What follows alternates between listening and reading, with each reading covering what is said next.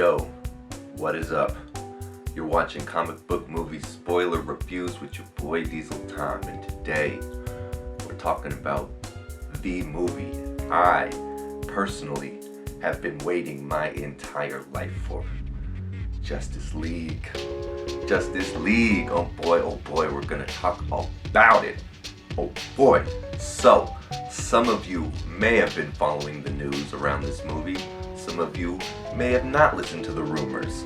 I've been following all of it, from Joss Whedon taking over after Zach Snyder's family had their tragedy, from all the talks about whether Ben Affleck wants to stay around. I went into this movie with all of my expectations tempered because I knew that whatever they came up with, I had to give it its best shot because it meant that much to me. And so I understand that there are some issues with this movie, and it just doesn't compare to the mistakes they made in Batman vs. Superman. I feel like they took a lot of the criticism from the fans and critics and they flipped it on its head and gave us a movie that we actually wanted to see. And while there were issues, I understand why they had those issues. There was time restraints, there was a change in direction, there was so many hurdles to get over that the fact that they made a good movie just blows my mind. I'm so impressed. So bravo right off the tops. Now let's get into it. So one of the things that jumps off the screen right away is the pacing. This movie gets right into it and it never stops moving.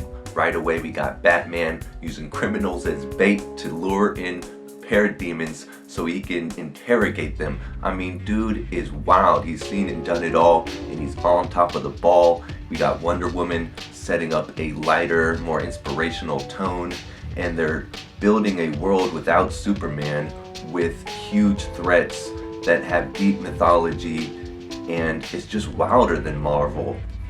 You don't get this Lord of the Rings type of mythology in the Marvel world. And I don't like pointed ears or Shakespearean accents, that stuff. Dragons, I can't do it. But you throw in the costumes and the capes and suddenly I buy into the idea that 5,000 years ago, Atlanteans were fighting alongside Amazonians and the Greek gods, and there's lanterns showing up. Dude looks like Beta Ray Bill after getting the teaser in Thor Ragnarok. I just thought that was funny. But Steppenwolf knows about the Kryptonians, this other race of aliens who is colonizing galaxies. It's wilder. The backstory of Tony Stark is that his family, they're inventors. There is no deep culture of these mythological races of people. So, props to DC for really introducing us to a really big scope of what's going on here on planet Earth, and that years later these 5 characters are now interacting with this deep mythology. It's brave. That's what it is. It's brave. So clearly this movie has a thin plot and a bit of a weak villain, but that's not what we came to see. We came to see the League. We came to see our favorite heroes, and that's what they delivered. We got Batman and Wonder Woman leading the team, co-leading the world's greatest detective and strategist alongside the world's greatest inspiration and moral compass, and they gotta earn the trust of the 3 uninitiated, less experienced heroes: Flash, Aquaman, Cyborg. They have to build one-on-one relationships with these characters in order to bring them into the fold before they can start working as a team. And I loved the push and pull, the back and forth, the bickering. It wasn't perfect. They had to get into these situations and test their personal limits and abilities, as well as their ability to work together as a team before they could regroup and all get onto the same page for the final showdown.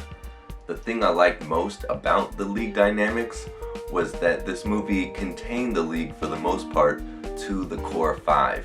Superman was more of a supporting role. He wasn't really in the team. He shows up at the end to save their butts, but he was never really a part of the team until the end of the movie when Batman says, "Let's get a 6-person round table." But let's rewind and talk about how they introduced Superman. It was a little obvious to me that it was a Joss Whedon movie and a Zach Snyder movie, and they had the resurrection petri dish from Batman vs. Superman and shades of Age of Ultron when Thor comes in with the hammer and brings Vision to life. It seemed, an obvious comparison that Aquaman is a little Thor-ish and he's agreeing with Batman that we should resurrect Superman, and then Flash has the static electricity that he builds up from running, and so he kind of has lightning powers like Thor. But all that aside, I liked how they handled the resurrection of Superman, and that his mental stability wasn't quite there, his memories weren't quite there, he was confused, he had to reassess what it was like to have these powers and being overwhelmed by Earth's atmosphere and not knowing who these people were and assessing them as a threat and defending himself, but he's way more powerful than any of the League members. And what I liked about this scene was it put on display the full limits of all these characters.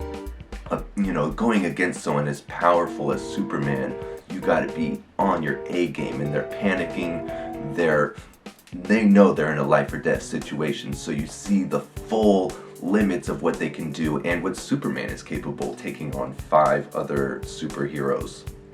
So that was a great scene. The emotional hit when we see Lois, and I kind of saw that coming, but it still had the payoff and the emotional hit that we never really got from Batman vs. Superman. I didn't really dig their moments back at the farm, but I liked what they were trying to do.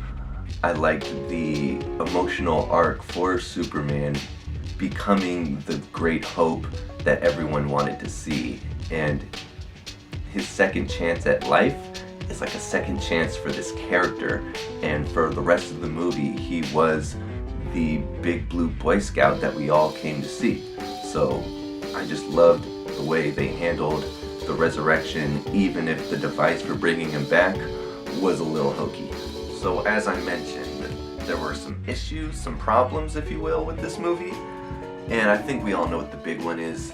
It's the villain, Steppenwolf. He was a big misstep. I mean, you couldn't relate to the guy. They didn't do motion capture, so it's just this poorly done CG thing that we all kind of have to endure, and his goal, or the plot of the movie if you will, was a bit of a throwaway. It was all just an excuse to unite the League, to have them come together. Come together! But I mean, that's what we all came for. We wanted to see them kind of struggle to beat this thing, and for Superman to be the last key to the puzzle that they needed in order to save the day, and that's what we got. So am I upset with Steppenwolf? Yeah, but did it ruin the movie? No, not at all. I mean, I just kind of had to suspend disbelief, which is what you do when you go to the movies.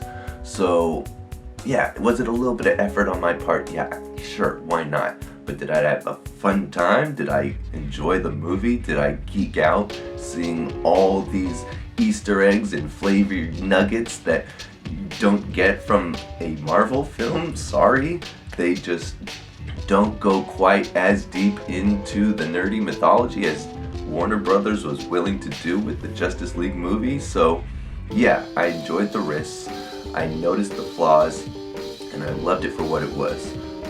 I'm gonna go back and see Justice League ASAP, probably like 3 or 4 times to be honest. So that's my review. I'm gonna get out of here. My name is Diesel Tom. You can like and subscribe. You can check out my Twitter and Instagram. Follow me at Rasqache Art and Dr. Rasqache on Instagram. Also check out my website, rasqacheart.com and kalakacomic.com. He's taking on the cartels, he's kicking butt, he's making his own little league of friends. It's going down in Mexico City. Check it out. Christmas is coming. Do yourself a favor, buy it for yourself or a loved one. I'ma get out of here. Peace.